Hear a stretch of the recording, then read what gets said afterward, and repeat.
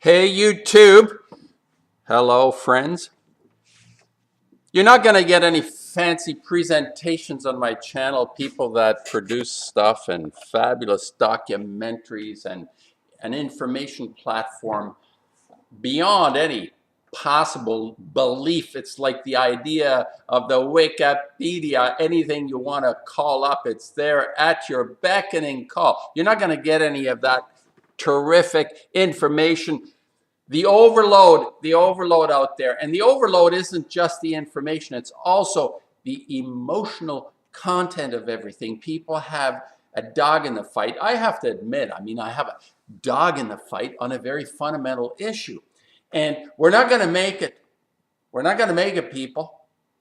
I have come to the conclusion that yes, people have a dog in the fight, and it's kind of like on a scale of 1 to infinity of what is important and valuable to me. And I have to tell you that information on the whole is kind of like an amorphous plasma. It just sort of attaches itself to any creature who has whatever dog in the fight they have. The information attaches itself. But there has to be, in my mind, an overriding quality to our life that is detached and outside of this influence, this incredible phenomenon. I find it actually quite entertaining. I'm kind of, maybe I even have a minor addiction to the idea of YouTube because it's so entertaining.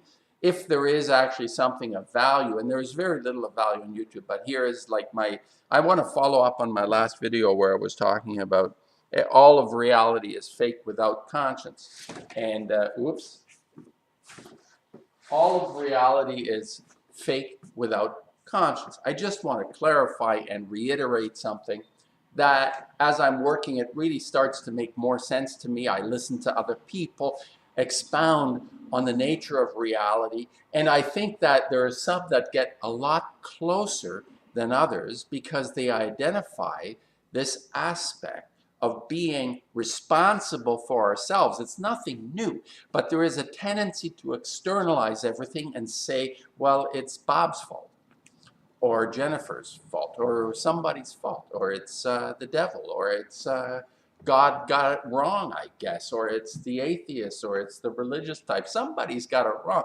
And within all this exercise of finding the fault, and there is a hell of a lot of fault to go around, like Jesus said even, let him who has no fault throw the first stone. There are wisdoms out there that can aid us in arriving at the conclusion that I feel fundamentally I've arrived at this conclusion, this idea. It supersedes all other thought, ideas, significances in my own head, my idea part of me. It supersedes everything, and that is we have each within all of us, each of us has within them a quality, an ability, something that distinguishes to each other, to ourselves, from the other life forms on this planet. I'm not responsible for waves or dolphins. I don't know what they go through in their experience, but I know what other people most likely are going through because I've understood something within myself that is very likely in all other life forms called human beings. And that is the ability, my ability, to do the right thing, choose the right thing. And again, I had a discussion with my friend who said, well, the right thing for one person is maybe not the right thing for another. And then the idea of a standard that creates the right thing gets into play, right? People say, well, you've got to have the 10 Commandments, or you got to have governments who create ordinances, regulation, rules, laws, everything we need to go by.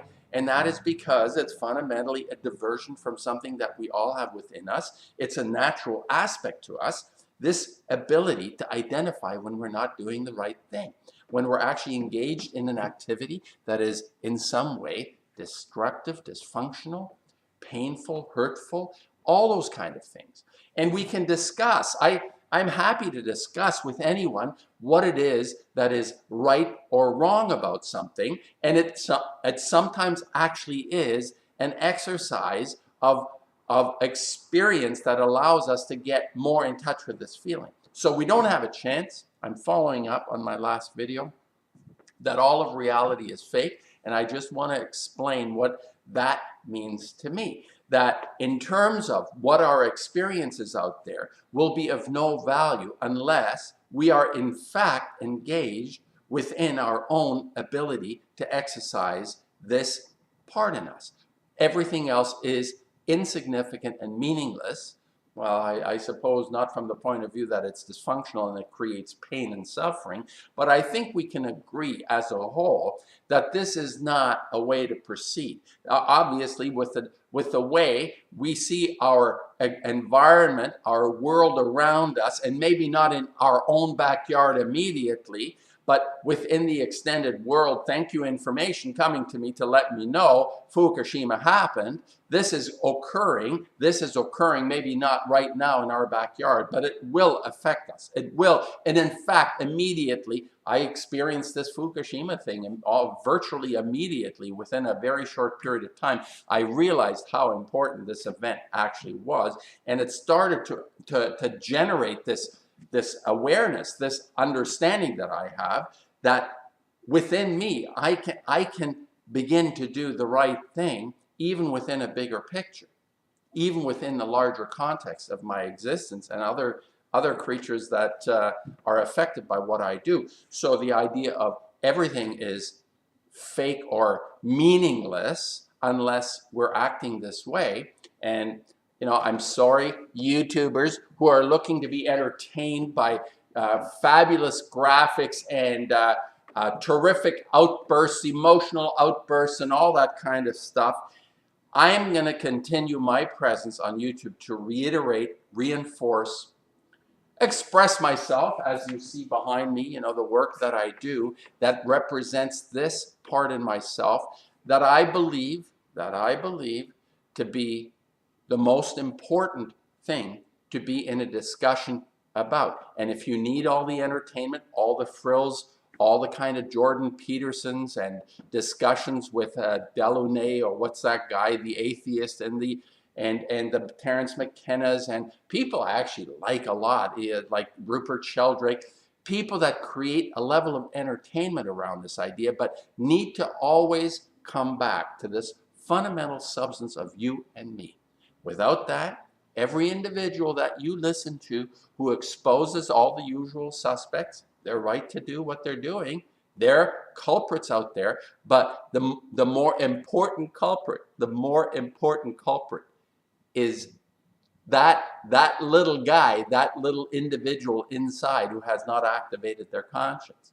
And our effect on the rest of the world is directly proportional to the extent that we have done this. So if you're an activist and you're ineffective, if you pride yourself on activism, but you feel totally ineffective, you're not if you're exercising this part. And just because the world has not received, I mentioned this, to receive, you can't bludgeon anyone with this. People will receive when they're ready. So if somebody looks at my work, my paintings, whatever I do, and there is no reason for me to complain about the fact that nobody, well, you're not buying my paintings, they're fabulous, they're terrific. It doesn't matter. I do what I do because I have to, and people will come to recognizing something of value to them at their leisure. It's not up to me. So I've understood this. I'll do what I do, and we're lost without this. I'm going to say that we are not going to make it unless this starts to really, the simple notion starts to take hold in some form or other. Meaning in some form or other that each person has their version of the right thing in their life. This has to become active. And it's somebody that's even by themselves on a mountain or in the middle of millions of people. It's all the same thing.